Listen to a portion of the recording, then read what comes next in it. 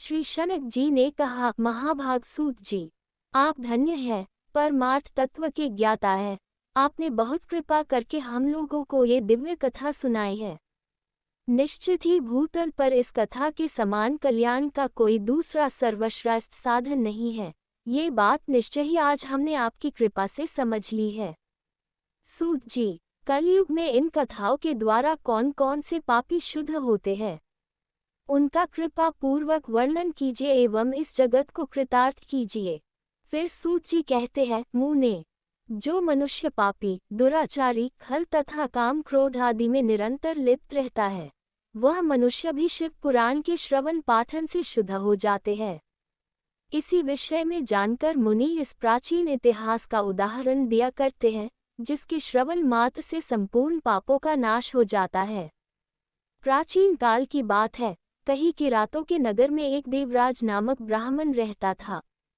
देवराज ज्ञान में अत्यंत दुर्बल, दरिद्र, रस बेचने वाला तथा वैदिक धर्म से विमुक्त था। वह स्नान संध्या आदि कर्मों से भ्रष्ट हो गया था एवं वैश्यावृत्ति में तत्पर रहता था। उसका नाम था देवराज। वह अपने ऊपर विश्वास करने वाले लोगों को ठगा करता था।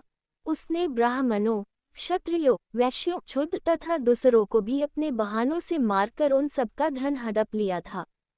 परंतु उस पापी का थोड़ा सा भी धन धर्म के काम में नहीं लगा। वह वेश्यागामी तथा सब प्रकार के आचरण से आचार भ्रष्ट था। एक दिन देवराज घूमता हुआ प्रतिष्ठानपुर चुसी प्रयाग में जा पहुंचा। वहां पर उसने एक शिवालय देखा, जहां बहुत से साधु महात्मा एकत्र हुए थे। देवराज उस शिवालय में ठहर गया, परंतु वहां उसे ज्वर आ गया। उस ज्वर से उसे बहुत अधिक पीड़ा होने लगी। ज्वर में पड़ा हुआ वह ब्राह्मण के मुखारविंद से निकली हुई उस शिव कथा को निरंतर सुनता रहा। 1 मास के बाद वह ज्वर से अत्यंत पीड़ित होकर चल बसा। उसकी मृत्यु के पश्चात यमराज के दूत आए और उसे पाशों में बांधकर बलपूर्वक यमपुरी ले गए। इतनी ही देर में शिवलोक से भगवान शिव के पार्षदगण आ गए। उनके गौरांग कर्पूर के समान उज्ज्वल थे, हाथ त्रिशूल से सुशोभित थे, उनके संपूर्ण अंग भस्म से चमक रहे थे तथा रुद्राक्ष की मालाएं उनके शरीर की शोभा बढ़ा रहे थे।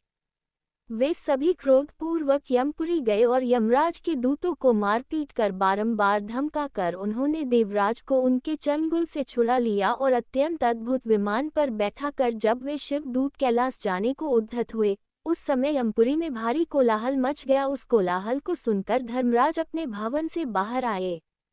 साक्षात दूसरे रुद्रों के समान प्रतीत होने वाले उन चारों दूतों को देखकर धर्मज्ञ धर्मराज ने उनका विधिपूर्वक पूजन किया और अपनी ज्ञान दृष्टि से बस देखकर ही सारा वृतांत जान लिया।